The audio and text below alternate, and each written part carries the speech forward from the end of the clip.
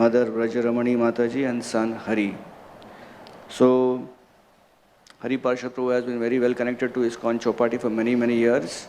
So indeed very happy that he accepted our invitation and today has come to give a very unique topic. We are all excited to hear him. So let us very heartily welcome him and his family to Shri Radha Gopinath Temple ISKCON Chowpatty by 3 times loudly chanting Hari Bol, Hari Bol, Hari Bol. Hare Krishna. Hare Krishna. Hare Krishna. Thank you so much, Baldev Prabhu, for kindly introducing me. Prabhuji, there was something missing in the introduction. I was trained by Baldev Prabhu in Talwan bass.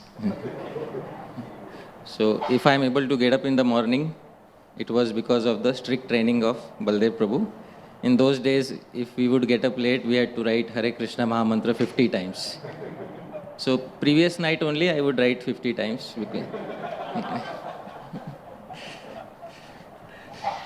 So thank you so much, Baldev Prabhu, for kindly training me during my college days. Thank you, Prabhu, for nourishing me in my Krishna consciousness. And thank you to all the wonderful devotees who are present here.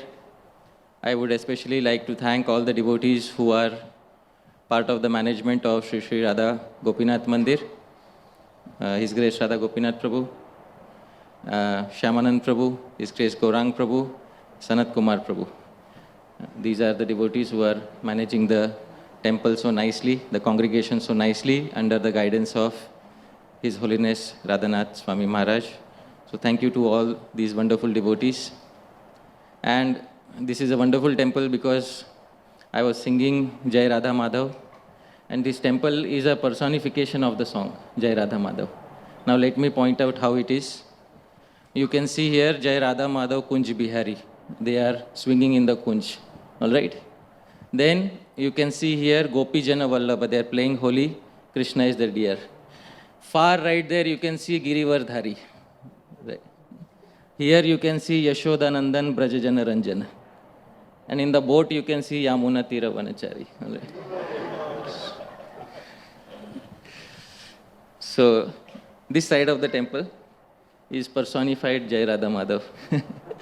So a wonderful temple, dear devotees. Thank you so much for kindly being here. Between the speaker and the audience, it is the audience who is more important for the success of the program. Because someday a speaker may not arrive. So if a speaker doesn't arrive on time, then somebody else is selected as speaker. But if the audience doesn't arrive, then there will be no program. So all of you are the main reason for the success of the program. I pay my obeisances to all of you. It is Shisht Parampara, the standard tradition established by the previous acharyas, that we should begin our program with Mangalacharan, auspicious invocations. And our today's topic is Śrīmad-Bhagavad-Gītā, the 18th limbed deity that awards perfection. Before we begin, we'll offer Mangalacharan prayers. Then we'll begin with a statement by Srila Prabhupada, and then we'll see a verse from Gita Mahatmya. So let's begin, dear devotees. Most of us know these prayers. You can kindly sing along with me. Om Jnana-timirandhasya Jnananjana Shalakaya Chakshurunmilitam Yena Tasmai Shri Gurave Namaha Shri Chaitanya Manobhishtam Sthapitam Yena Bhutale Soyam Rupah Kadamahyam Dadati Svapadantikam Vandeham Shri Guru Shri Yutapada Kamalam Shri Gurun Vaishnavamscha Shri Rupam Sagrajatam Sahagana Raghunathanvitam Tam Sajivam Sadvaitam Savadhutam Parijana Sahitam Krishna Chaitanya Devam Shri Radha Krishna Padan Sahagana Lalita Shri Vishakhanvitamscha Nama Om Vishnu Padaya Krishna Prishtaya Bhutale Shrimate Bhakti Vedanta Swamin Niti Namine Namaste Saraswate Deve Gauravani Pracharine Nirvishesha Shunyavadi Paschatya Desha Tarine Namo Mahavadanyaya Krishna Prema Pradayate कृष्णाय कृष्ण चैतन्य नाम्ने गौरत्विषे नमः। हे कृष्ण करुणा सिंधो दीनबंधो जगत्पते गोपेश गोपिका कांत राधा कांत नमोस्तुते। तप्त कांचन गौरांगी राधे वृंदावनेश्वरी वृषभानुसुते देवी प्रणमामि हरिप्रिये। वाञ्छाकल्पतरुभ्यश्च कृपा सिन्धुभ्य एव च पतितानां पावनेभ्यो वैष्णवेभ्यो नमो नमः। जय श्री कृष्ण चैतन्य प्रभु नित्यानंद श्री अद्वैत गदाधर श्रीवासादि गौर भक्त वृंद।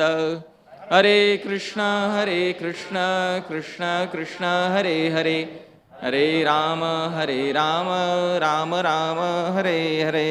श्रील प्रभुपाद की अनंत कोटि वैष्णव वृंद की निताई गौर प्रेमानंदे।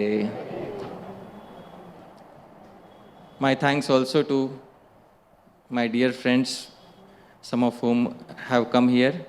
With me is Vishnu Charan Prabhu and Pitambar Gaurang Prabhu and family. Many other friends are here. Thank you, dear devotees, for kindly being here. We'll begin with a statement by Srila Prabhupada. Srila Prabhupada says something about Bhagavad-Gītā.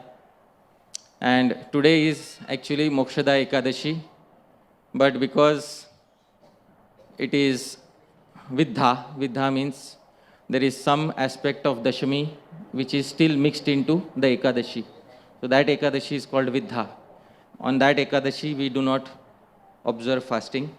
So then the Dwadashi which comes after that is known as Mahadwadashi. So that fasting will be carried out on Mahadwadashi tomorrow. So technically Ekadashi is today, but fasting for Ekadashi will be tomorrow. Today is the day that Bhagavad-Gītā was spoken, because Mokshada Ekadashi, according to Mahabharata, was the day that the war began. This was the first day of the Mahabharata war, and just before the war we know that Arjuna developed some weakness of heart, and at that moment Bhagavan Shri Krishna spoke Śrīmad-Bhagavad-Gītā to him. Srila Prabhupada, in his discussions on philosophy with his disciples, he says something. Srila Prabhupada Uvacha. Therefore, in the human society, there is educational system. Man has to be made a right, rational animal. Although he is animal, he has to be educated in nice way. That depends on education, system of education.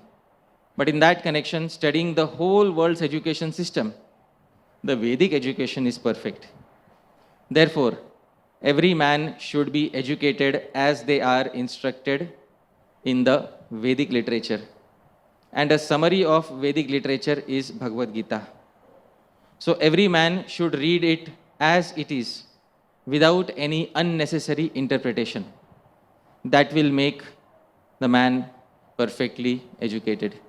Jagat Guru Srila Prabhupada ki jai.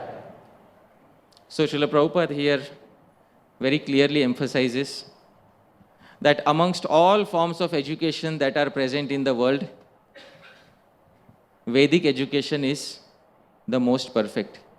And this is not simply some statement of over-exaggeration, because all other forms of education in the world are for Udarbharan. Udarbharan means they teach us how to fill our stomach. That is the main purpose, how to have a comfortable life. But Shastra says, Sa vidya ya vimuktaye. True education is that which frees you. Frees you not only in this life, but frees you also after death, and you get liberated. So even in this life, you do not become a slave of anybody. Vedic education ensures that you do not become a slave of anybody. And after this life, we get the opportunity to get liberated and go back to the spiritual world. So that is the best education. And Srila Prabhupada says, and Bhagavad-Gītā is the summary of entire Vedic literature. It is the sar, the essence of all Vedic literature. Therefore, when people of the world ask that is it possible to achieve world peace, and Prabhupada would say it is not possible because people do not understand what is the peace formula. And the peace formula is given in Bhagavad-Gītā. Bhoktaram yagya tapasam sarvaloka maheshwaram suhridam sarvabhutanam gyatva mam shantim richati. That I am the enjoyer of all sacrifices, Krishna says. I am the Lord of everyone. I am the dear well-wisher of everyone. One who understands me like this in Tattva, that person can ensure peace. And this same thing is expressed in the Upanishads very nicely. If a question is asked that can our miseries ever end, can we attain world peace without Bhagavad Gita? So the Upanishads say, yes, you can attain. But there is one condition. Dear devotees, you can attain world peace without Bhagavad Gita. Would you like to hear how? No, many people are not saying Haribol.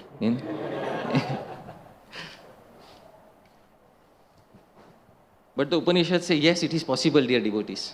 So this is from the Shvetashvatar Upanishad. You can see the verse on the screen. Kindly repeat after me. Yada charmavadakasham veshtayishyanti manavah tada devam avigyaya dukkhasyanto bhavishyati. Yada akasham charmavad, if you see the entire sky, the day that all human beings manage to fold the sky like a leather purse and put it in their pocket, that day, devam avigyaya, without knowing the Supreme Lord, dukkhasya anto bhavishyati, the miseries will end, dear devotees. So the day you can fold the sky, all the scientists can get together and fold the sky like a leather purse and put it in their pocket. Shvetashvatar Upanishad says, that day, definitely your miseries will end without understanding Bhagavan. So this is their translation. The day humans manage to roll around and fold the sky like a leather purse will be the same day that all miseries will end without having to realize the Supreme Lord. This is Shvetashvatar Upanishad, 6th chapter, verse number 19. So dear devotees, it's a rhetorical statement, which means we know it is impossible. Even if everyone in the world gets together, it is impossible to fold the sky like a leather purse and put it in your pocket. But still people try. And therefore, our sadhus have said, the previous authorities have said, in the Puranas, there is Gita Mahatmya. And the Gita Mahatmya says, if you don't want to take great efforts in studying the entire Vedic literature, study one literature at least. And which literature should that be? Śrīmad-Bhagavad-Gītā. In the month of December, we emphasize the distribution of Śrīmad-Bhagavad-Gītā the most. Although it is said that Śrīmad-Bhagavatam is like the brilliant sun which has appeared in Kali Yuga for dissipating the darkness. But for most people to gain an entry into spiritual life, it is important that they should understand Bhagavad Gita. Therefore, the Gita Mahatmyam very clearly says something Sri Vyasadeva says in the Gita Mahatmya. So this Gita Mahatmya is from the Puranas, but it has been compiled in Hari Bhakti Vilas by Sri Sanatana Goswami. So this is a verse from Gita Mahatmyam. Kindly repeat after me. Gita sugita kartavya kimanyai shastra vistarai ya swayam padmanabhasya mukha padmad vinisrita. Gita sugita kartavya. Sugita kartavya, Sri Sanatana Goswami says, sushtu rupena gaya, which means this Gita should be sweetly sung. Gita sugita kartavya. If there's one literature, one song you want to sing in your life, make sure it's not a Bollywood song, dear devotees. Gita sugita kartavya. At the end of your life, sing a very nice song. That is Śrīmad-Bhagavad-Gītā. Kim anyai shastra vistarai. What is the use of elaborating upon other non-devotional literature? Why elaborate upon so many other non-devotional literature? This Gita is very special. Why? Because ya swayam padmanabhasya mukha padmad vinisrita. This lady, she is Striling, Gita is lady. This lady named Bhagavad Gita has emanated from the lotus mouth of the lotus-naveled Lord Padmanabh, Lord Shri Krishna. So she has emanated from the lotus mouth of Bhagavan Shri Krishna. And therefore, it is very important that we understand there is some deep secret behind this verse. Alright, so many literature were written by Shri Vyasadeva. But this verse says Gita Sugita Kartavya. Sing the Gita very nicely. What is the use of elaborating upon other non-devotional literature? It is this Gita which has come out directly from the mouth of Bhagavan Shri Krishna. So somebody may ask, so what is special about it? Shri Vyasadeva wrote so many scriptures. So what is so special about Bhagavad Gita coming directly from the mouth of Bhagavan Shri Krishna? So today we will try to explore what is the rahasya, what is the secret behind this particular verse. Why did Vyasadeva highlight this aspect of Bhagavad Gita, this specialty of Bhagavad Gita, that she has come directly from the mouth of Bhagavan Shri Krishna? So what is so special about it? So many devotees also speak Shastra. Vyasadeva speaks, Shri Shukadev Goswami speaks, so many devotees speak Shastra. But what is so special about Gita coming directly from the mouth of Bhagavan Shri Krishna? So in order to understand this, we have to understand a technical concept given by our acharyas. Slightly technical, but I'll try to make it as easy as possible, dear devotees. There are two technical terms which have been given by our acharyas. Dear devotees, please repeat the term after me. Vachya, Vachak. So these two terms are given by our acharyas. Today I will introduce these two terms, I will explain these two terms, and I will explain what this means. Our Gaudiya Vaishnava Acharya, Srila Baldev Vidya Bhushan, who commented upon Śrīmad-Bhagavad-Gītā, he wrote a literature named Siddhanta Darpana, in which he explained what is Vachya and Vachak. Dear devotees, please repeat after me. Ekameva param tattvam Vachya Vachak bhava bhak Vachya sarveshvaro devo Vachakah pranavo bhaved. Sri Baldev Vidya Bhushan says, Ekam eva param tattvam. There is actually only one param tattva, one absolute truth. But that one absolute truth, bhava bhak, expresses himself in two ways. What are the two ways? There are two forms of the absolute truth. First is known as Vachya. What is Vachya? The denoted entity. And second is known as Vachaka, the denoting sound. Now let me make it very simple. For example, there may be any human being, any person, for example, Prabhuji, your name? Jagatpati Prabhu, all right. So Jagatpati Prabhu. So he's already initiated. Maybe we'll take somebody whose name is not directly a Krishna name. Let's say his name is Devadatta, all right. So the Prabhu who is wearing a shirt, who is wearing a pant, he is Vachya. He is denoted, the person who is denoted. And the name Devadatta is the denoter of this particular person who is denoted. So that name is Vachaka. What is the name? And the person who is denoted by the name is Vachya. I hope everybody is able to understand. So the name is Vachaka. I may write his name on a piece of paper, Devadatta. Now, is that name same as him or is it different from him? It's different from him. But in the case of Bhagavan, the Vachya and Vachak are ultimately both the same. Ekameva param tattvam. There is no difference between Bhagavan and any name that denotes Bhagavan. I hope everybody is able to understand. So this is the concept of Vachya and Vachak. Vachya means the person who is denoted. Vachak means the name or the sound which denotes him. Very simple. Now, Srila Baldev Vidya Bhushan says, Vachyaha Sarveshwaro Devo.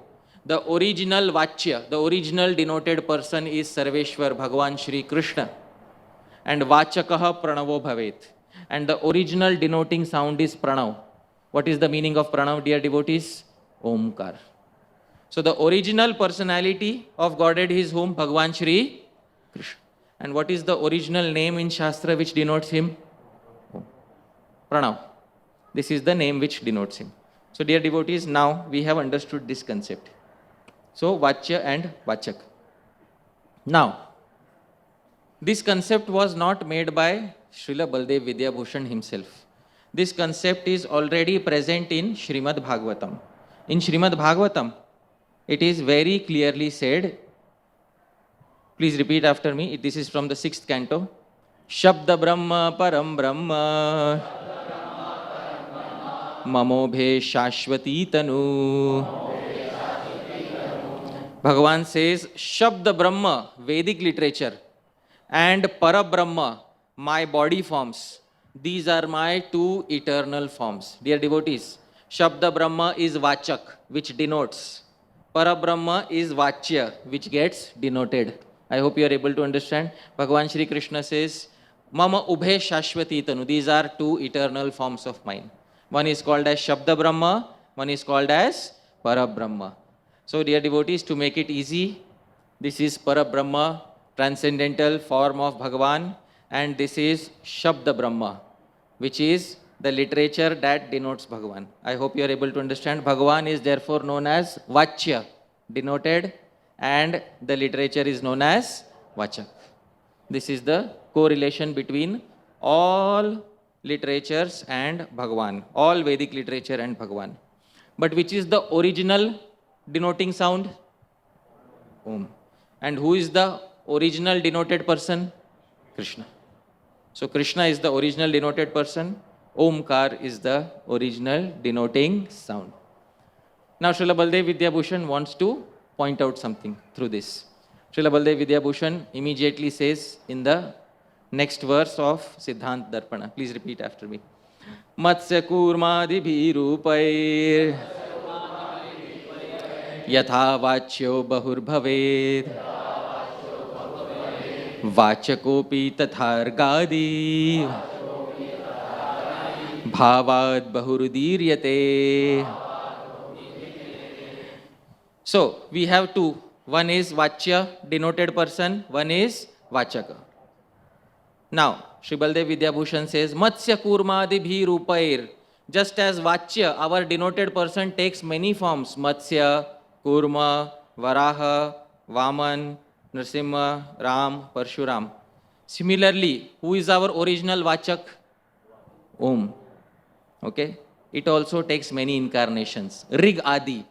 Rig Ved, Samved, Yajurved, Atharvaved, many other forms. So dear devotees, not only does Parabrahma take incarnations within this material world, but Shabda Brahma also takes incarnations within this material world.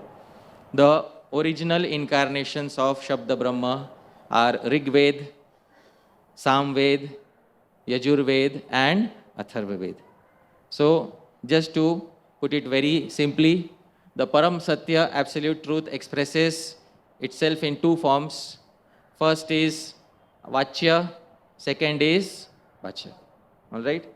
Vachya is Parabrahma, that is Krishna. Vachak is also known as which Brahma? Shabda Brahma, that is Om. It is the denoting sound, original denoting sound. In the Vedas, Om is also known as Pranav, also known as Tara. What is it known as? Tar. Tara is the another name of Om. Now, just as Parabrahma takes incarnation as Matsya, Kurma, Varaha, etc., similarly, Shabda Brahma also takes incarnations as Rigved, Samved, Yajurved, Atharved. Then Sri Vyasadeva is not satisfied. Then comes the various Puranas. Sri Vyasadeva writes 17 Puranas. And after 17 Puranas, Sri Vyasadeva compiles Sri Mahabharat. So Sri Mahabharat is compiled by Sri Vyasadeva. And in the Mahabharat, Sri Vyasadeva gives the most essential part of Mahabharat, what is the most essential part of Mahabharata? The Mahabharata war. That is what it is, Mahabharata. The war is the most essential part. The intention of Krishna is expressed through that episode. That is what Krishna wanted. Bhubhar Harana. To take away the burden of planet Earth. So that incident was what caused Krishna's desire to come true.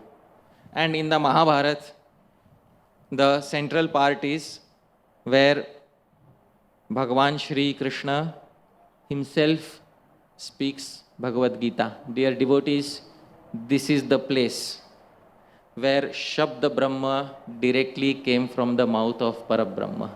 Therefore, Shri Vyasdev says, Gita Sugita Kartavya, Kimanyai Shastra Vistare, Ya Swayam Padmanabhasya Mukha Padmad Vinisrita. That other literature may be written by other incarnations such as Vyasadev, or by sages such as Shukdev Goswami, by Maitreya Rishi, by so many other great authorities. But this Gita is very special because only in this Bhagavad Gita, the Shabda Brahma came directly from the mouth of Parabrahma.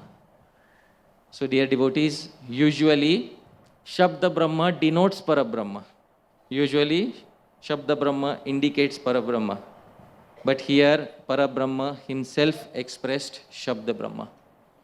And therefore, we are very grateful to Śrīmad-Bhagavad-Gītā. This Gita, as I said, she is lady. She is Striling. It is not Gita, it is Gita. In grammar, there is a rule that no name of a lady should end with akar, short a. You can see the initiated names of all the Vaishnavis. None of the names ends with akar. They all end with a, e, u. But none of the names will end with short a, because that is the standard rule. So Gita is a lady. And this lady has come directly from the mouth of Bhagavan Shri Padmanabh, Bhagavan Shri Krishna. And therefore, this is her speciality. And especially she came, today is her appearance day, Mokshada. Therefore, she is Bhagavad-Gītā who awards liberation, Mokshada, Moksha Pradayini, Bhagavad-Gītā. She is, dear devotees. And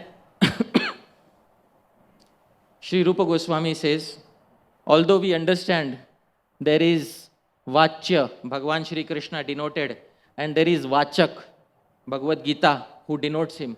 But between these two, there is some difference. We say, name and holy name. There is no difference between holy name and deity form of Bhagavan. Yes or no? Everybody agrees? Yes? Huh? We all agree. I also agree. But we are Bhedvadis. We also say that there is some difference. Some difference is there. Now, who says that there is some difference? Bhagavad-Gītā is non-different from Krishna. Agreed. But there is some difference. 100% there is some difference. Till today, we might have heard the non-different aspect emphasized.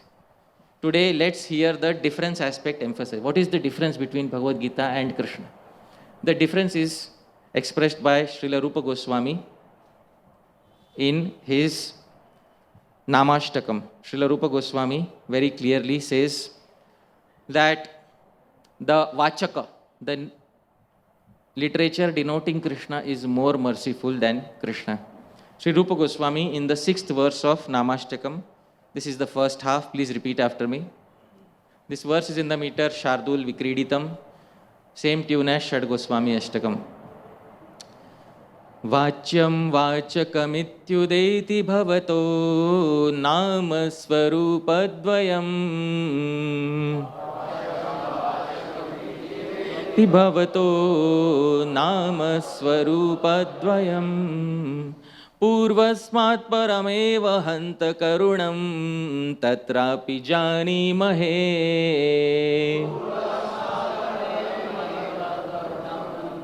tatrapi janimahe. Vachyam vachakam. Srila Rupa Goswami is saying, I know, we have heard that Bhagavan, you express yourself in two ways. One is called Vachya, the denoted form. One is called as Vachak, the denoting sound. Ityudeti bhavato nama. Certainly, Swarupadvayam, these are your two forms. But Purvasmad parameva hanta karunam, as compared to the former, as compared to the Vachya, the form, the latter one, the transcendental sound is karunam. It is more merciful. Tatrapi janimahe. We understand this. We understand this. Oh Bhagavan, although you have transcendental, threefold bending form. See, Sri Rupa Goswami expresses it very sweetly. Sri Rupa Goswami is Gaudiya Vaishnava. Who is he? Gaudiya Vaishnava. So Gaudiya Vaishnava, very sweet. Bengali Vaishnava. What is the best thing about West Bengal? Sweet. Yeah, Rasgulla. All the good sweets came from West Bengal. See, I am born in Maharashtra. In Maharashtra, when something was nice, they used to give sakhar, sugar on hand. So, what is sugar and what is rasgulla? Can you compare? So, there is no comparison, dear devotees. So, Gaudiya Vaishnava, very sweet. And Gaudiya Vaishnava says, Purvasmat parameva hanta karunam. The literature denoting Bhagavan is more merciful than Bhagavan himself. Now, this same realization, when it comes from a Vaishnava from Maharashtra, it comes in a different way. In Maharashtra, there is a devotee Vaishnava, Sri Hari Suri. He wrote a commentary on the 10th canto of Śrīmad-Bhagavatam. Now, in the incident where one demon comes named Bakasur, and Bakasur tries to swallow up Krishna, and Krishna kills him. At that time, Sri Hari Suri says, all the devotees who are saying holy name and Bhagavan are non-different, please hear one thing. Krishna nama mukhe sthapyam na Krishna pratima kvachit. Krishna's name can be touched through your tongue. Can you touch Krishna's deity form using your tongue? Bolo. Can anybody touch? Anybody who touches will end up like Bakasur, he says. Anybody who tries to do that will end up like Bakasur, dear devotees. So there is a difference between Krishna's form and Krishna's name.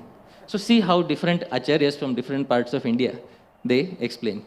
You have a sweet teacher from West Bengal and you have a slightly spicy teacher from Maharashtra. So we need all varieties. So, coming back to Sri Rupa Goswami, he says, between these two manifestations, Vachya, the denoted Supreme Lord, and Vachak, the denoting Shabda Brahma, we clearly understand the latter to be more merciful. The Shabda Brahma is more merciful than Parabrahma Bhagavan Krishna. Why, dear devotees? Because Bhagavan Shri Krishna, he disappeared at the end of Dwapar Yuga. And dear devotees, since 5,000 years, Bhagavan Shri Krishna has not come into the vision of most individuals of this world. All of us became devotees today. Is it because some night when we were sleeping, Bhagavan Shri Krishna came and said, hey, wake up, join ISKCON. Yeah? Tomorrow go to ISKCON. Yes. Anybody? Did it happen with anybody? So one day we were non-devotee, we were sleeping, Bhagavan Krishna came and said, Hare Prabhu, you are actually initiated devotee in the future. Wake up, go and join ISKCON today. Did it happen like that? No. Achha, did it happen that Śrīmad-Bhagavad-Gītā came to you? How many became devotees by reading the books Shabda Brahma? Please raise your hands. So all of you dear devotees are living proofs, testaments of this verse of Srila Rupa Goswami. The main reason why the Vachaka, the denoting sound, Bhagavad-Gītā is more merciful than Bhagavan Shri Krishna. And I am able to say this in front of Shri Radha Gopinath, confidently, without fear of any aparadh, because on the strength of Srila Rupa Goswami and on the strength of Sri Harisuri.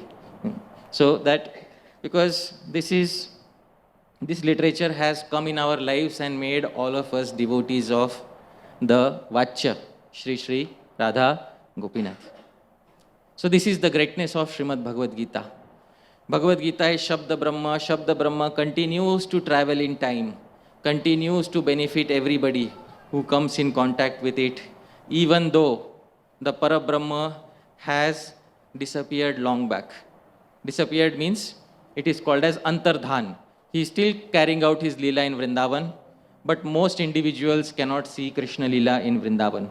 If most individuals want to see Krishna Leela in Vrindavan, they have to see it through the via medium of Shabda Brahma. They have to enter into Śrīmad-Bhagavatam and see Krishna Leela through the via medium of Shabda Brahma in today's age of Kali Yuga. Therefore, this Shabda Brahma is more merciful than Parabrahma, because Shabda Brahma acts as the dwar, the gate to access Parabrahma in this age of Kali Yuga, when Parabrahma, Shri Krishna, is not directly present in front of our eyes. Although both of them are non-different. I agree.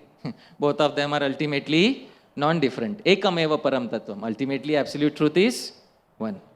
But it has expressed itself in two ways. And one of those ways is more merciful than the other. Therefore, this Bhagavad Gita is described in the Shastras as the 18-limbed deity who awards perfection on this day of Mokshada Ekadashi. In the Padma Puran, this deity of Bhagavad Gita is very nicely described. So this 18 limb is not my mental speculation, dear devotees. This is directly mentioned in the Shastra. Bhagavad Gita is a deity of 18 limbs. Please repeat after me. Vaktrani panchajanihi panchadhyayan anukramat dashadhyayan bhujamschaikam udaram dvaupadambuje evam ashtadashadhyayi vangmayi murtirishwari जानीहि ज्ञानमात्रेण महापातकनाशिनी. This is from Padma Puran, Uttarakhand, where the glories of Bhagavad Gita, all the Gita Mahatmya comes from this section. So, it is described there, Vaktrani Panchajanihi. The first 5 chapters, chapter 1 to chapter 5, are her 5 heads. You can see the deity. Okay. Dashadhyayan Bhujamschaikam, and the next 10 chapters are her 10 arms. So, chapter 6 to chapter 15 are her 10 arms. One chapter is her stomach. Stomach also indicates the heart. One chapter is her heart and her stomach. That is chapter 16. And remaining 2 chapters, 17th and 18th, are her 2 lotus feet. Dear devotees, in this way, this is Bhagavad Gita, the 18-limbed deity. And in this 18-limbed deity, you will see that she destroys all sins for anybody who simply understands her or tries to understand her. Dear devotees, it's a very good day, not only to distribute Śrīmad-Bhagavad-Gītā. So we distribute Bhagavad Gita this entire month of December a lot. But it's also a day to organize various programs so that devotees can understand all the 18 chapters. It is important to understand all the 18 limbs of Śrīmad-Bhagavad-Gītā, because today what has happened is people have become so lazy that for them Bhagavad Gita means, that book which is kept in a red cloth and opened only on Dashera for offering prayers. That is Bhagavad Gita. And nowadays they don't read Bhagavad Gita, they read Bhagavad Gita Sar. That Sar is, I don't know, somebody's, mental speculation or something. But it has some principles of Gita, but not all principles. You might have heard Bhagavad Gita Sar. Jo hua, acha hua.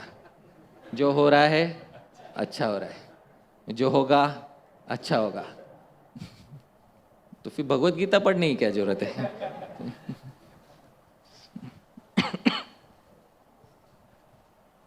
So Bhagavad Gita should be read as it is. Therefore I quoted Srila Prabhupada in the beginning. Bhagavad Gita should be read as it is. As it is means as it is spoken by Bhagavan Shri Krishna. First and foremost, touch the words of Shri Krishna directly.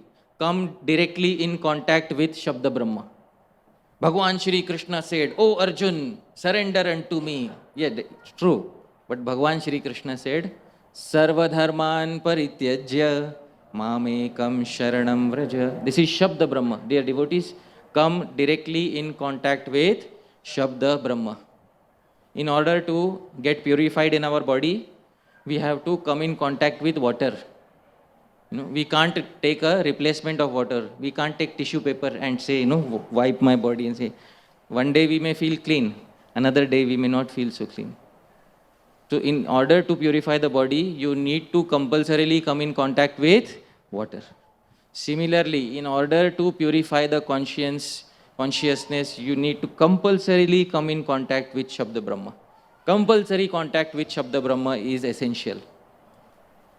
So therefore, we should organize programs, devotees should try to organize programs in this month, not only to distribute Śrīmad-Bhagavad-Gītā, but also to teach Śrīmad-Bhagavad-Gītā to others. So, when we teach Bhagavad-Gītā to others, then devotees will be able to understand all the 18 limbs.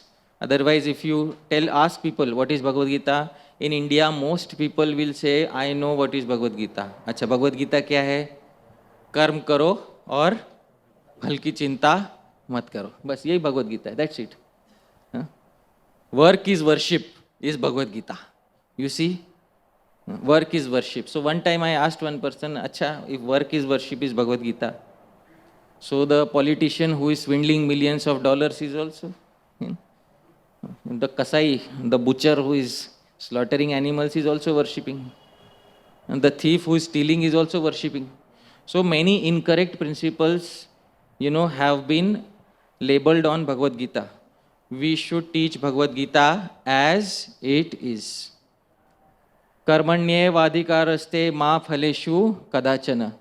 You have adhikar only in your karma.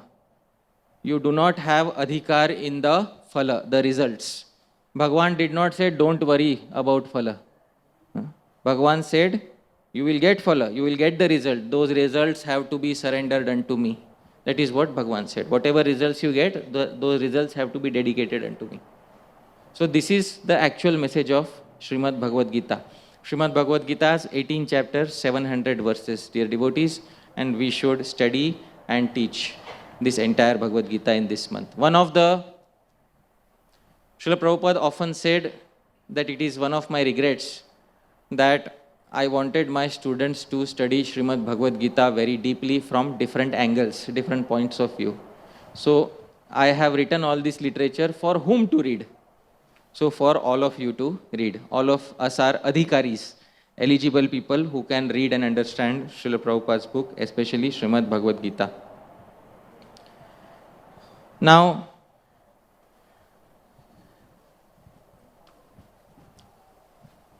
Baldev Prabhu, till what time is 10 minutes?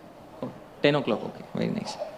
Now that we have understood what is the significance of Bhagavad Gita, and I said not only should we distribute Bhagavad Gita, but we should also understand Bhagavad Gita. Today, let's try to understand what is the essential message of Bhagavad Gita. Dear devotees, let's try to understand what is the most essential message that Bhagavad Gita gives.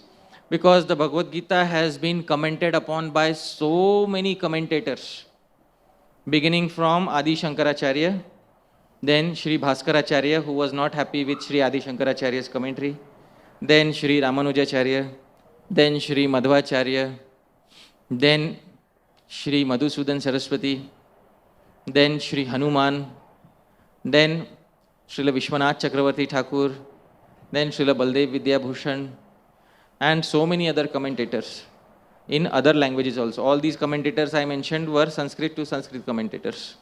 Then there are commentators who have translated it into various other languages. So, Gandhiji translated the Gita into English, and the first president of India, Dr. Radhakrishnan, also translated Gita into English.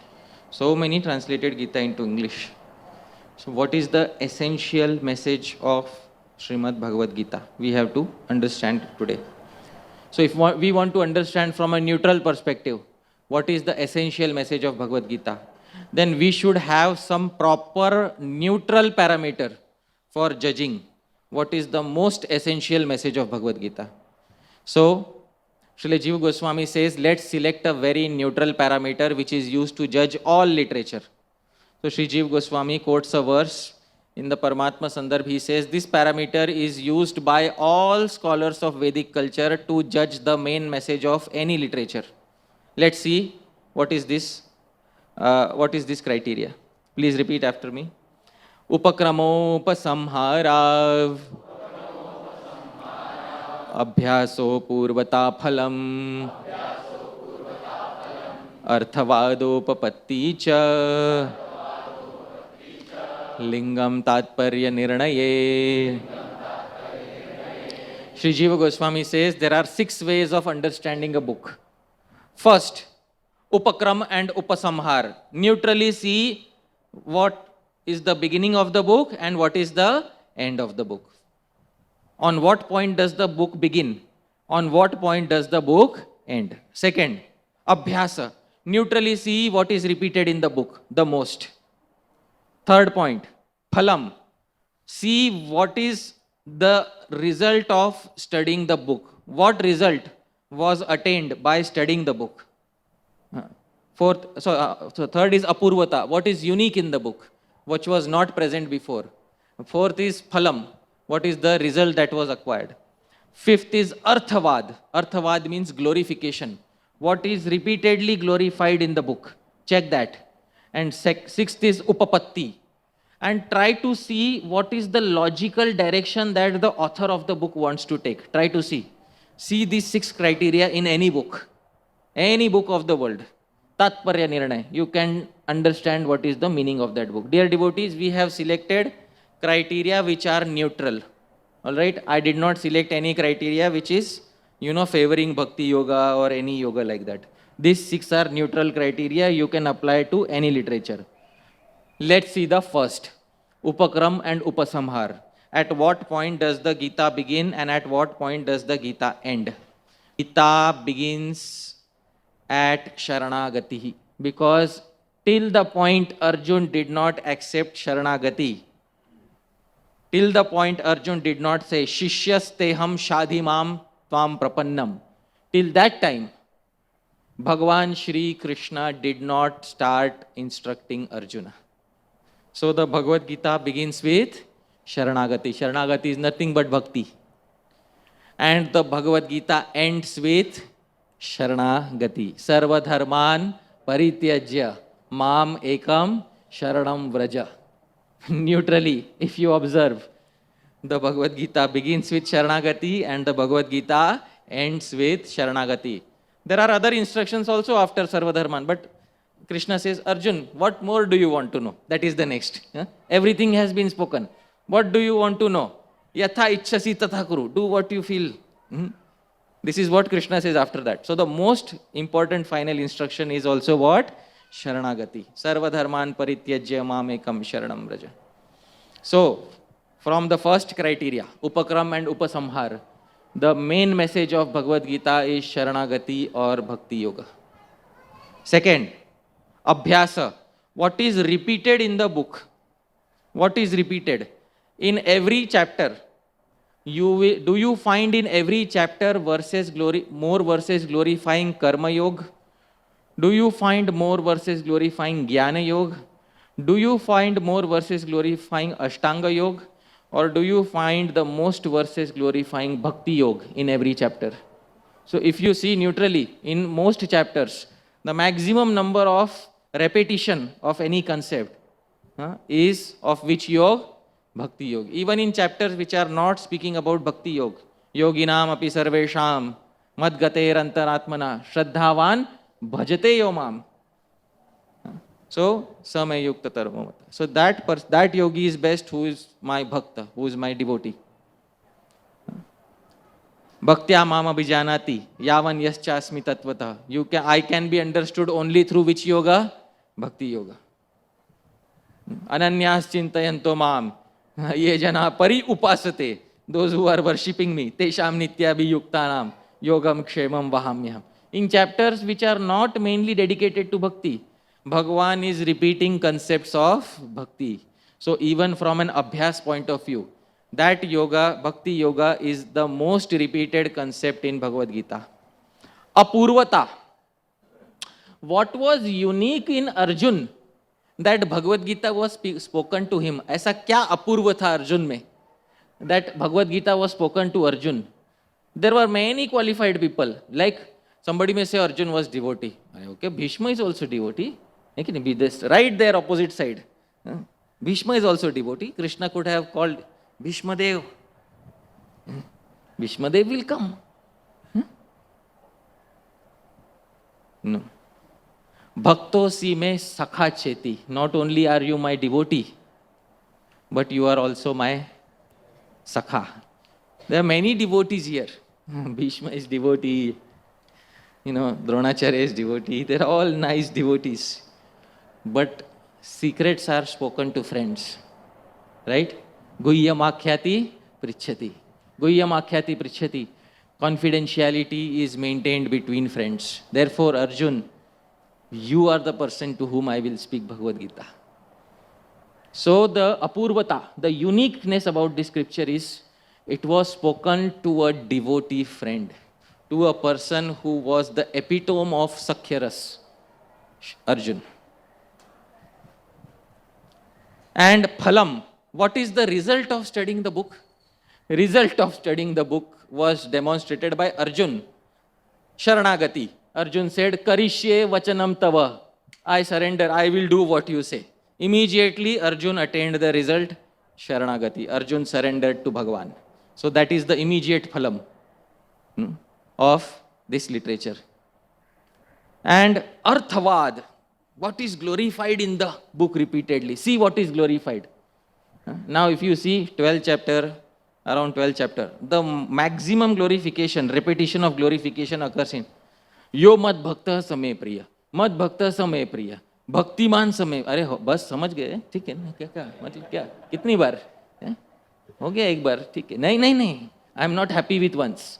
मद भक्त समय प्रिया, भक्तिमान समय प्रिया, बार बार. Why? In Nyaya Shastra, it is called Sthuna Nikhanan Nyaya. Sthuna Nikhanan Nyaya means, in modern terminology, I'll tell you, if you want to fix a nail on the wall, you put the nail on the wall and you hammer once. Hammer once, it will go in the wall, if you hammer nicely.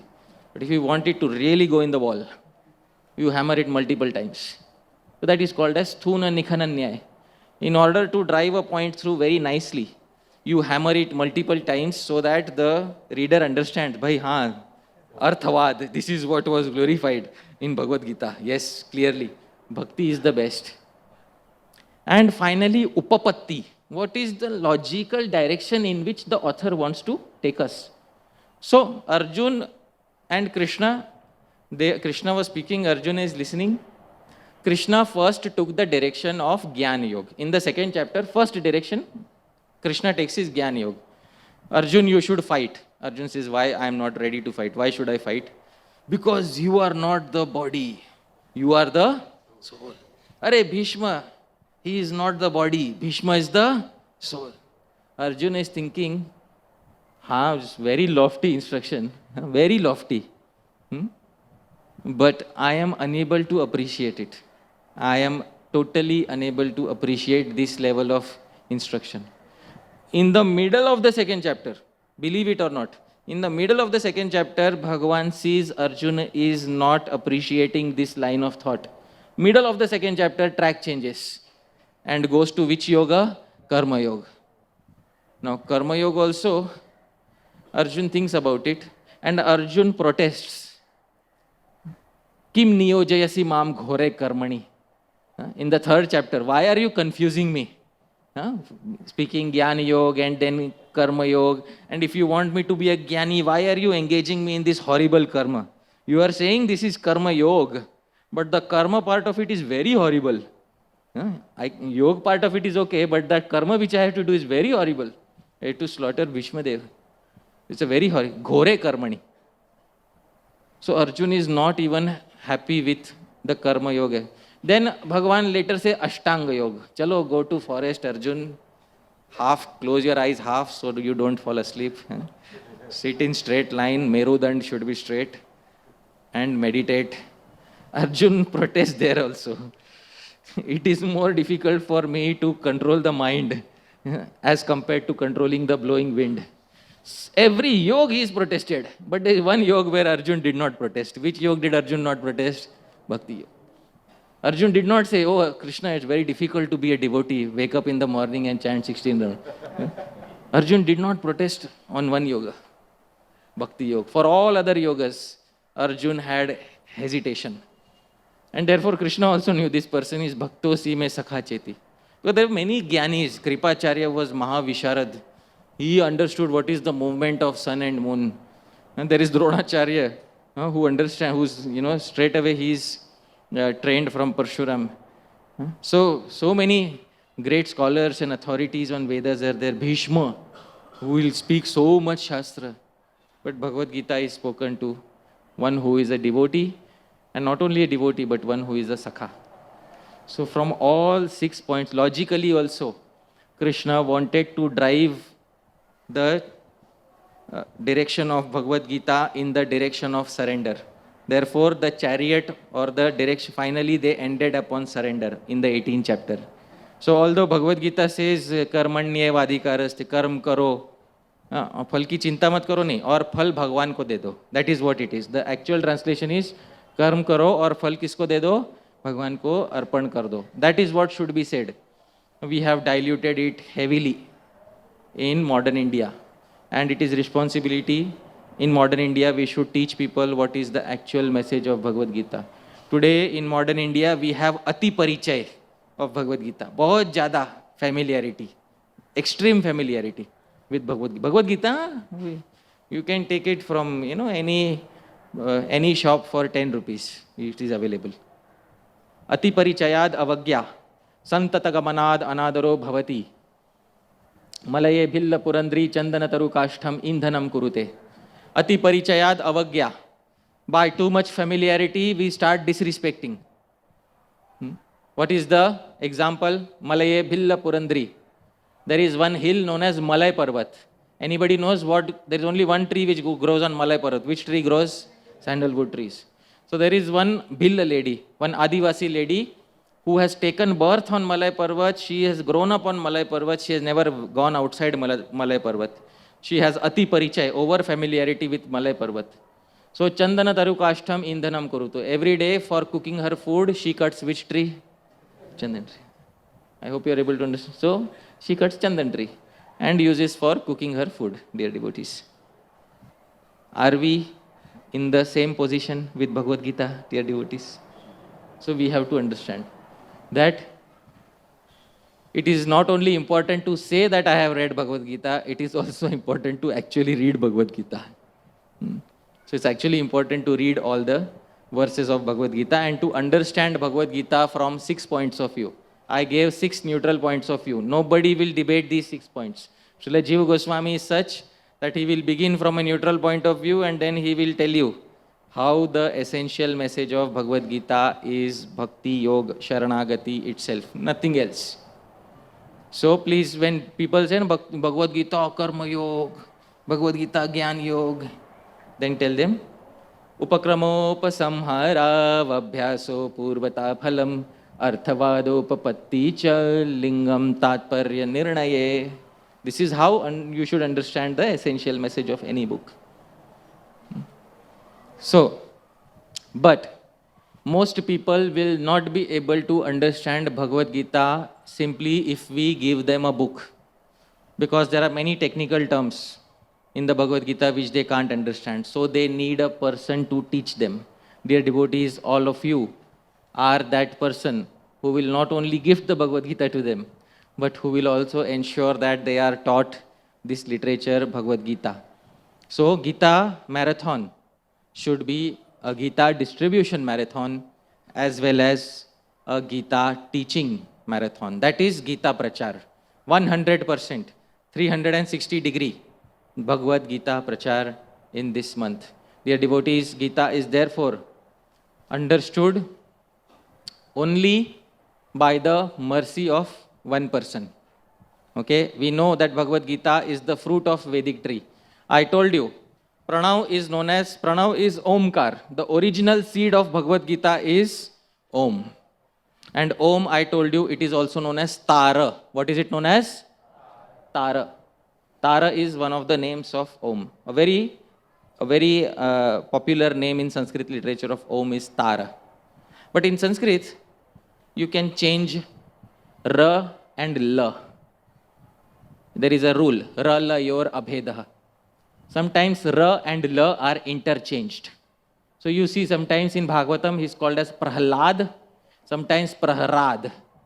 Prahlad and Praharad. Both spellings you will find in Śrīmad-Bhagavatam. Acharyas say Ra and La, R and L can be interchanged. Therefore, sometimes it is called Tara and you change it with La. It becomes what? Tala. So Tara or Tala is the original Vedic sound which is Om. And Bhagavad-Gītā is the ripened fruit, Tara Phal. But it is also which Phal? Tal Phal. In 10th canto you might have heard of Tal Phal. In today's language it is called as Tadgola. So, Bhagavad-Gītā is Tara Phal. Which Phal is it?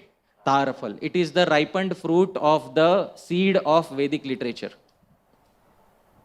And Ra is replaced by La, Tala Phal. So it can also be called as Tala Phal. But Tala Phal also refers to this other fruit, sweet fruit. But this Tara Phal can only be understood by the mercy of one entity. Who is that entity? Shri Guru. Dear devotees, the Tala Phal is very high up on the tree. It is impossible by one's own effort to bring down which Phal? Tal Phal. Therefore, in order to bring down the Tala Phal from the high tree of Vedic literature, Tala Vriksh, you have to take help of the person who originally brought down all the tal fruits in Shri Vrindavan. Who was he? Balram. So it is Shri Guru who brings down Tara Phal from Tara Vriksha. This is given in Śrīmad-Bhagavatam. The historical incident is given in Śrīmad-Bhagavatam. What did Shri Balram do? Please repeat after me. Bala pravishya bahubhyam talan samparikampayan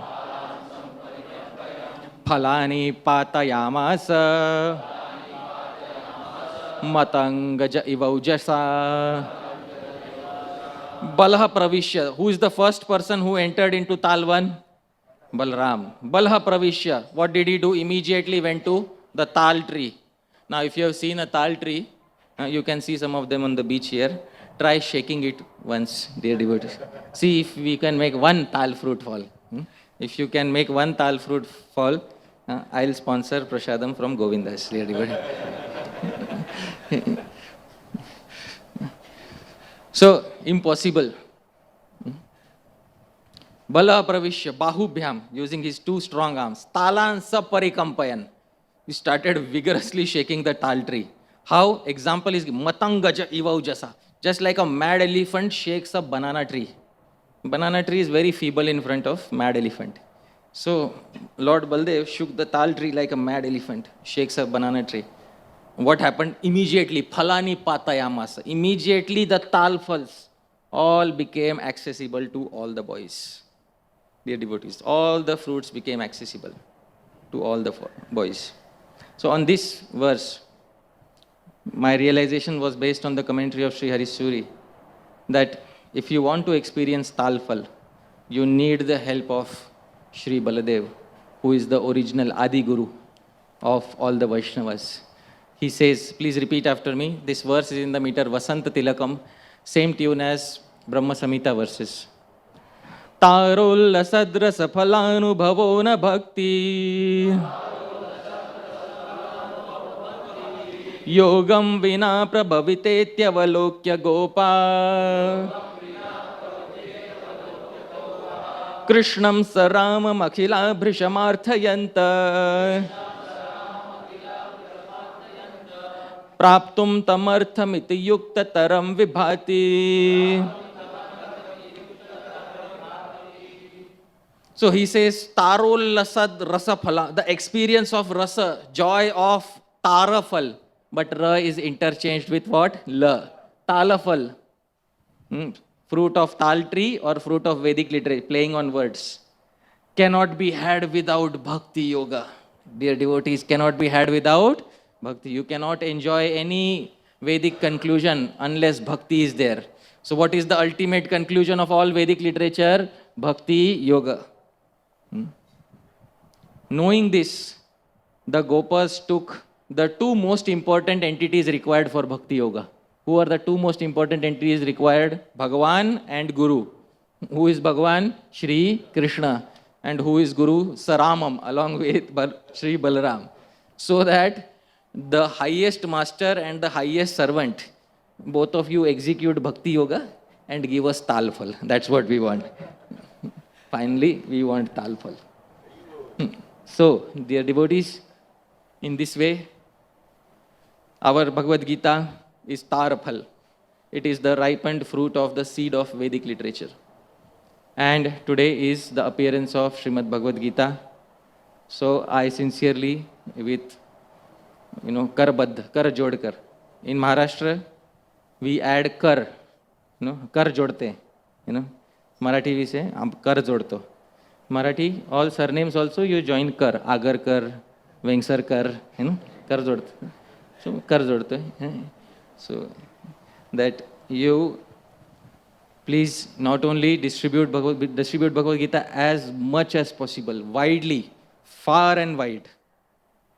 And as well as please also give the small books of Srila Prabhupada which will help people in understanding Bhagavad-Gītā. Because the small books are based on Śrīmad-Bhagavad-Gītā.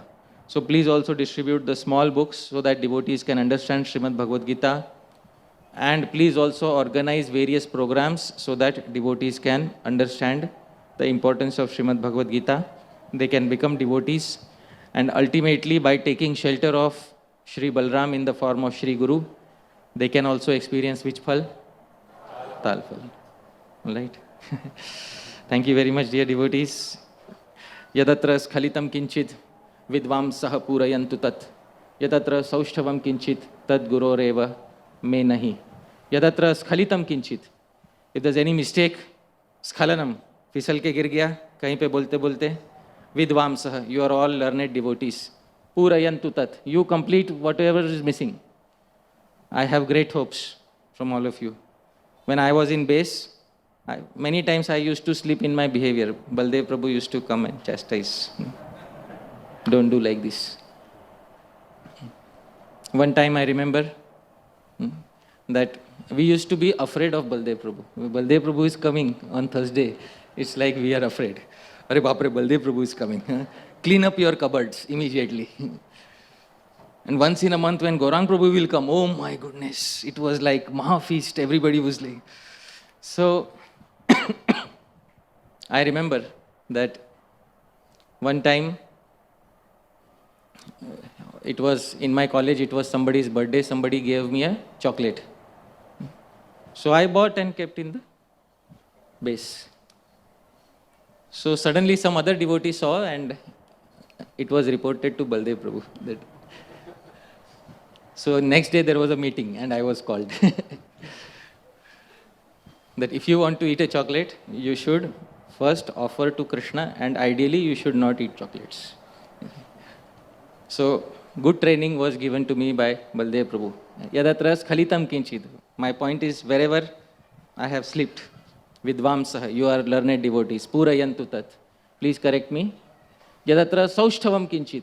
If there's anything nice in the talk, a single slide, a single verse, a single line from a single verse, a single word, or a single syllable, or half a syllable also. It doesn't get smaller than that in Sanskrit. If even half a syllable was nice, tad guroreva.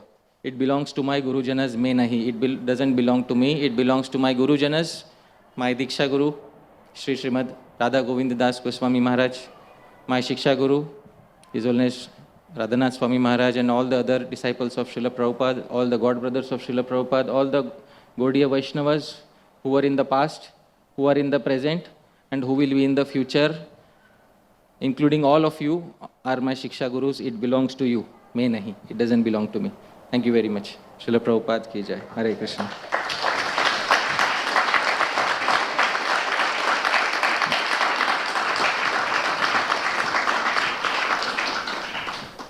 So we'll have queries, or comments, or criticisms. I didn't like this. So, anything. Yes.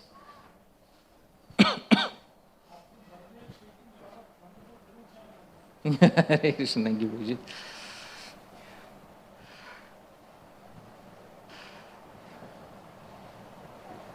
Hare Krishna, Prabhuji. Hare Krishna.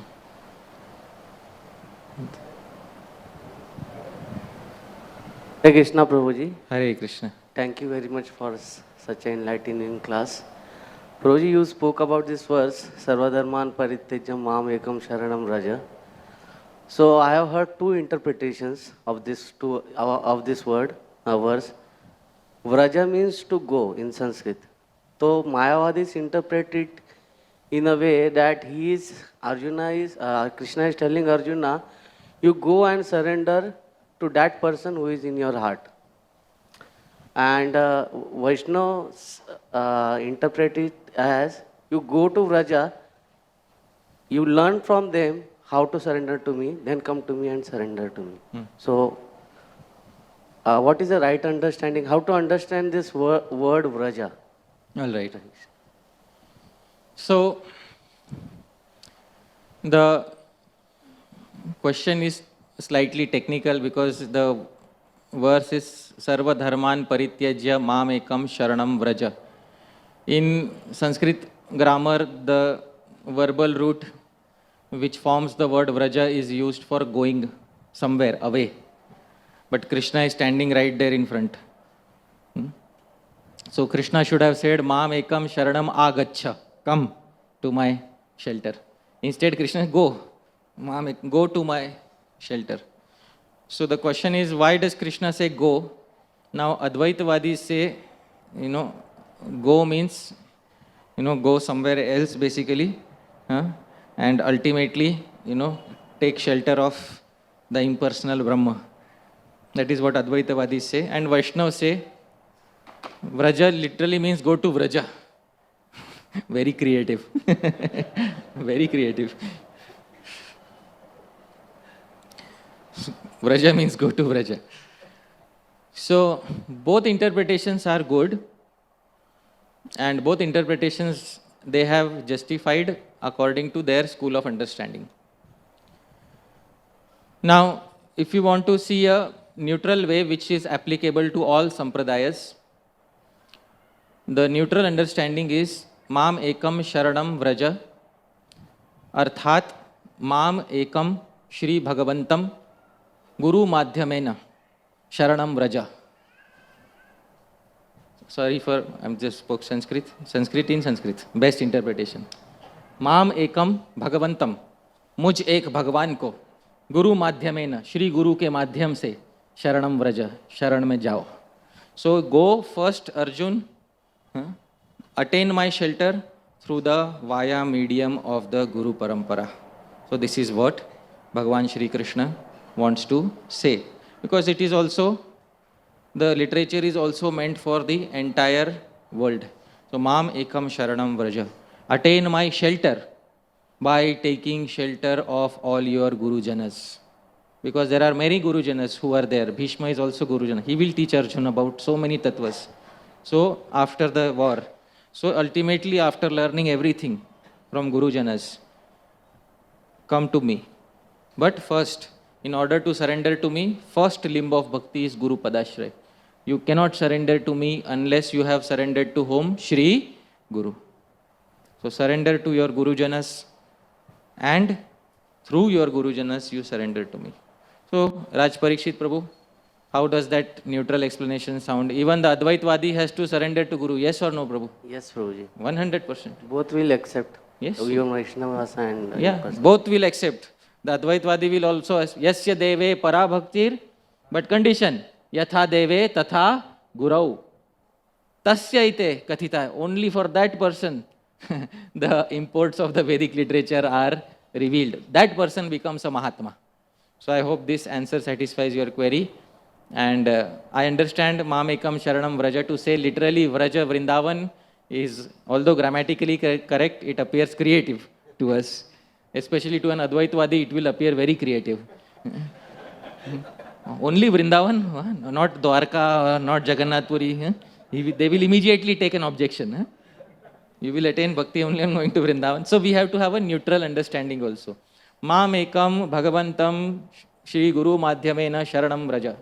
You can take this, understanding, and you can give it, because that is the understanding given by our Gaudiya Vaishnava Acharyas. You don't attain shelter of Bhagavan without attaining shelter of Shiksha Guru and Diksha Guru.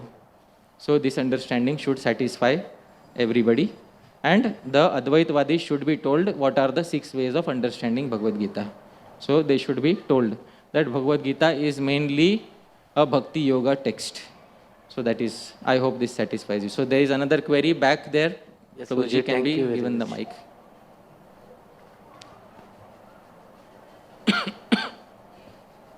Hare Krishna. Thank you, Prabhuji, for a very beautiful, very beautiful explanation of Bhagavad Gita from a very different perspective. Very, very wonderful.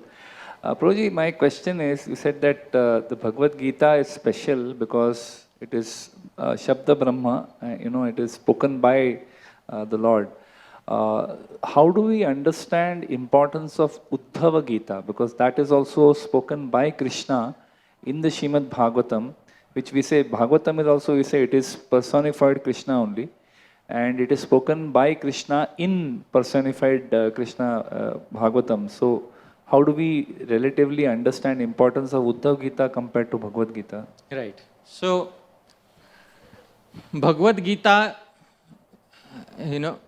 see, other Gitas are known by the names of the receivers. Uddhav Gita, but this Gita is known by the name of the speaker, Bhagavad Gita. The Gita was meant, it should be called Arjun Gita, right? Then it will fall, relative importance will be known. But this literature is known as Bhagavad Gita. So, Uddhav Gita is very important section in Śrīmad-Bhagavatam. But Śrīmad-Bhagavatam comes with a fine print. There is an asterisk mark at the beginning of Śrīmad-Bhagavatam. What is the asterisk mark? In the second verse, Nirmatsaranam Satam Vedyam. It will be understood only by a person who is completely free of enviousness in heart. When Śrīmad-Bhagavatam, the adhikari, the qualification for the reader is being given. That qualification is mentioned in the second verse. Third verse gives additional qualification. Rasika, Bhuvi Bhavo, Rasiks. Enjoy Śrīmad-Bhagavatam. There I am, when I read that, I said, अरे अपना पत्ता cut हो गया यहाँ पर, है क्या? इधर ही पत्ता कट हो गया. Because this is where we are disqualified. But what was the purpose of Mahabharata? Sri Shudra Dvija Bandhu Nam Traina Shruti Gochara. For those who cannot understand the Vedas, those with almost zero qualification, Bharatam Akyanam Kritavan. The Mahabharata was written by Shri Vyasadeva. So Mahabharata comes with the qualification that if you are a human being, you can read Mahabharata. Therefore, this literature, although other Gitas are very important for their respective audience, this Gita reaches out to the maximum audience in the world. That is the intention of Vyasadeva. It should reach out the maximum audience without any question of qualification or disqualification. So therefore, this Gita became known by the name of Shri Bhagavan himself, Śrīmad-Bhagavad-Gītā. So I hope that satisfies your query, Prabhuji. Yeah. One more question, sorry. This like you said, this Gita Sar, which has been circulating for 30 years, right? It's been around for a long time. And more recently, a lot of people have come out with this Bhagavad Gita in 1 minute or 3 minutes, 18 chapters, one line corresponding, which I mean, when we read it, somewhere a little bit our blood boils, because we realize it is not even touching the essence, chodo, it's not even touching the content anyway. It's completely different. So, what can we as devotees do? Because when such things get circulated, somehow we don't have the, let's say, the shamata, the ability to, similarly summarize and put it like, one line corresponding to each chapter. So, how do we fight such things? Because we don't want to fight, but how do we, deal with such situations when people come out with such things and they circulate and they send it to us also. Arey, tum to devotee hai, tumko, you should read this. Right. So, how do we respond to such things? All right. So, Bhagavad-Gītā Sar has been since many 30-40 years. And now we have modern variants of Bhagavad-Gītā Sar. Bhagavad-Gītā in 5 minutes. Bhagavad-Gītā in 1 minute. So, Bhagavad-Gītā in so many different formats is being presented. Most people, when they are given access to Shabda Brahma, the first thing that they try to do is say it is difficult, therefore let's make it easier. Although Vyasdev has already made it easiest. इससे ज़्यादा easy करोगे तो गलत हो जाओगे. लेकिन most people try to make it more easier. Some efforts are genuine. We should honestly say some efforts are genuine. I saw one book in Shri Radha Gopinath Mandir temple many years. There's a summary of a grey colored book. I don't know what is the name of that book. Only the translation, but in proper format. The flow was very nice. The song Divine or something like that, it was the name of the book. A very nice flow. So the verses were not there, but I could understand the chapters. So some efforts are very good, but some efforts are downright, चाय में से चाय निकाल देना, सिर्फ पानी रख देना. आप समझ रहे हो? That is what some efforts are. ऐसा है. So that is what some efforts are. So people do with all sorts of Shabda Brahma like this. Like it is said for learning Sanskrit grammar, Vyakarana Shikshanartham 12 varsham shruyate. 12 years are required for learning Sanskrit grammar. Now if you go to the bookstore, you will see Sanskrit grammar in 7 days. Learn Sanskrit grammar 24 hours. I have seen those books. I never buy those books. Because I know कि you will learn in 24 hours and you will forget in 2 hours. ऐसे. Those books are defeated by those books themselves. Why do we need to? Those books are, the purpose of those books is defeated by the phalam. There are 6 factors. One factor is phalam. What is the result? The result is you forget what was done. So very quickly, you may remember 1 or 2 principles. After a week, you will forget. After 1 year, you ask, क्या पढ़ा था याद ही नहीं आ रहा. So, in order to read some, therefore Sri Jiva Goswami was saying something. There's 6 things that are needed. Understanding the beginning, the end, abhyas, bar. You have to hammer the nail some places. That is what is required to make the message very clear in the mind of the reader. Reader should also have time. ये नहीं कि मतलब instant coffee वाला भगवद गीता मेरे को, no, this is not possible. So it's important that these efforts will continue to happen. If person X will not do it, person Y will do it. Person Y will not do it, person Z will do it. And let everybody do it. Everybody should get a chance. No problem. But what should we do? We should do what will be alankar, what will decorate Bhagavad Gita. We should do that. Because our Vani, our speech should be an ornament on Śrīmad-Bhagavad-Gītā. The way we use our speech in the service of Śrīmad-Bhagavad-Gītā should be an ornament. So I don't say that all condensations of Bhagavad-Gītā are necessarily incorrect. Some condensed forms are very good, but some of them are clearly dilutions. But we should understand that just as a picture is appreciated in detail, if you want to see the painting, appreciate the painting, you have to appreciate it in detail. From far away, I can say, acha painting hai. But that is not an artist's vision. An artist's vision should be up close, seeing all the shades. That's a very different view.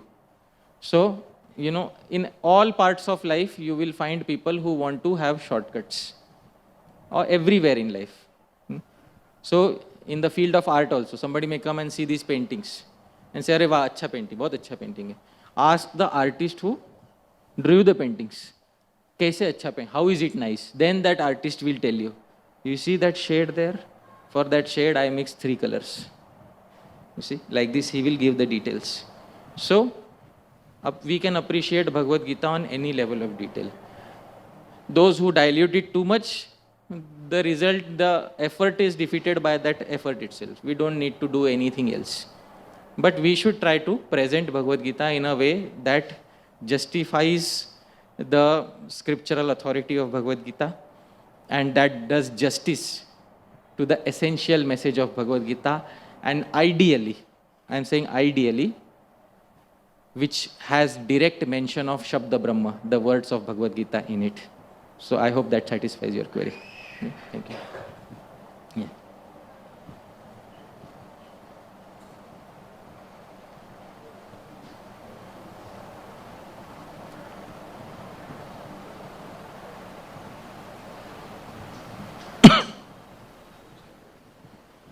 Hare Krishna.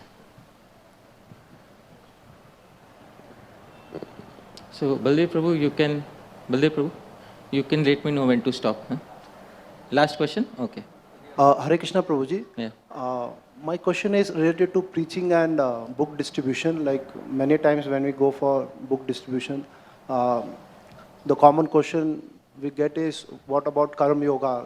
Explain me about Karma Yoga. And we'll say like, yeah, Karma Yoga is doing the right thing and offering the result to Krishna. So I wanted to know what is the best answer to like how we can offer our result to Krishna. What will be the very answer? nice. So how to offer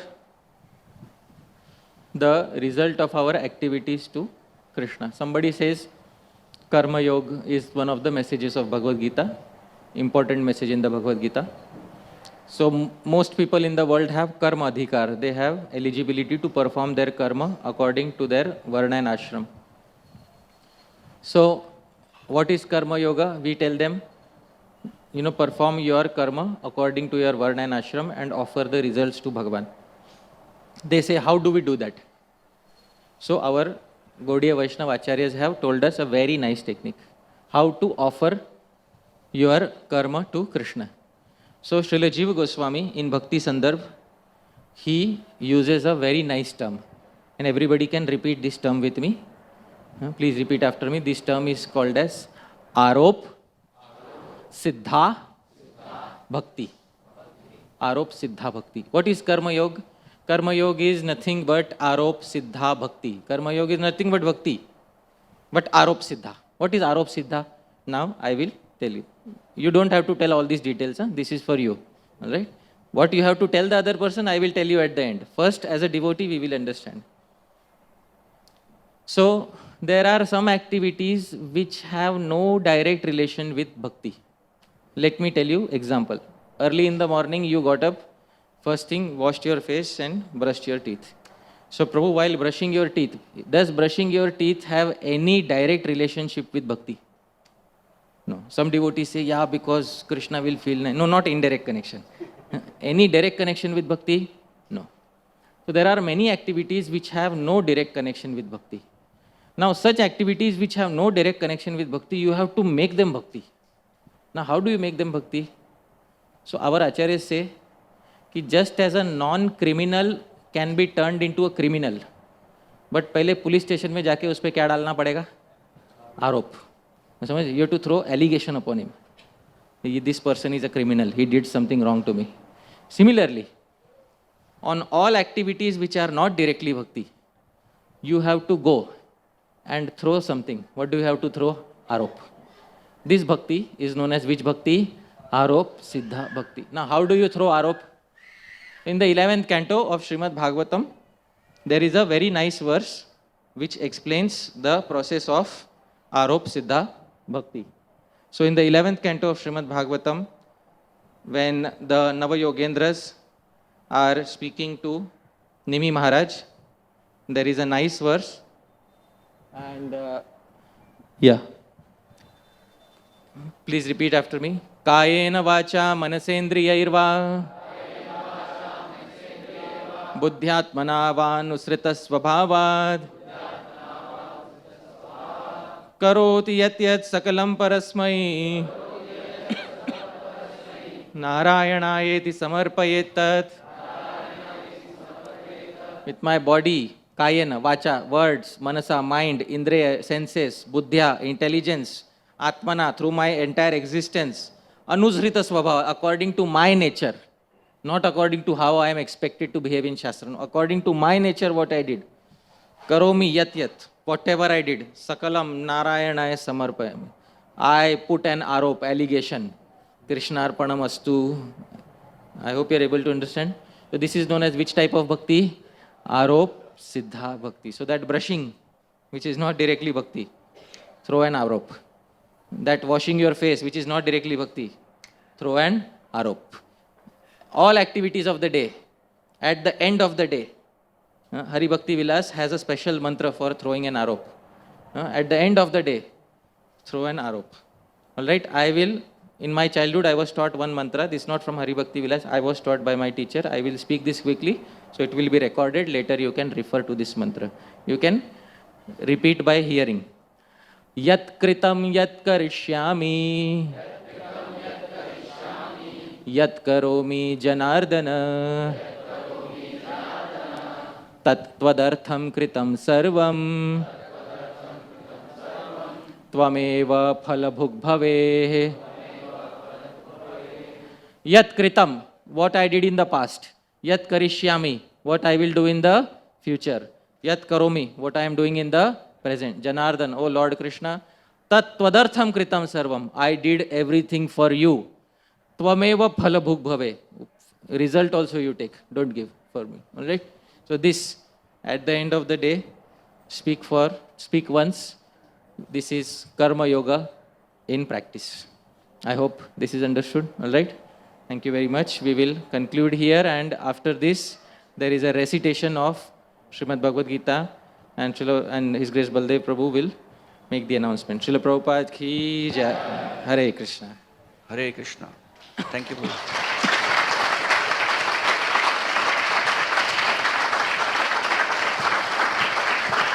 Hare Krishna. So, I remember once I was hearing a talk of a lecture of Bhakti Purushottam Maharaj, and he mentions ISKCON devotee audience, they perform different yogasans when they attend Bhagavatam class. So, generally devotees like to hear Katha, Leela. But when Siddhanta comes, philosophy comes, then devotees go in Shavasana. Right? Or if Siddhanta is too heavy, then feel it's like Shirsasan, sar bhari ho gaya. But if you, like today was something like Siddhanta, and everyone was in Padmasana, Sukhasana, like everyone was sitting very rapt attention. So indeed we are very happy that Hari Parshad Prabhu has come here. Prabhuji was mentioning about a very important point.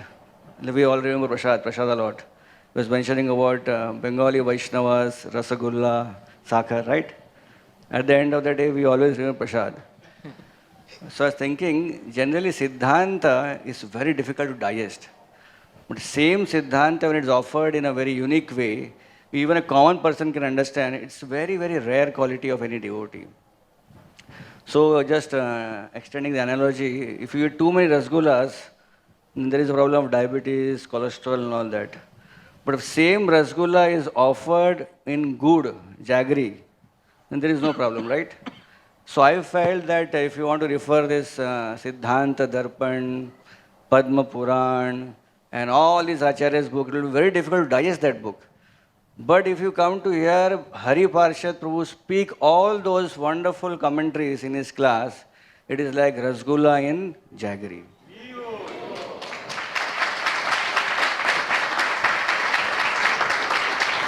So once again, let us thank Hari Parshad Prabhu for taking his time out and coming here. And we hope and pray that we can have him more and more in future.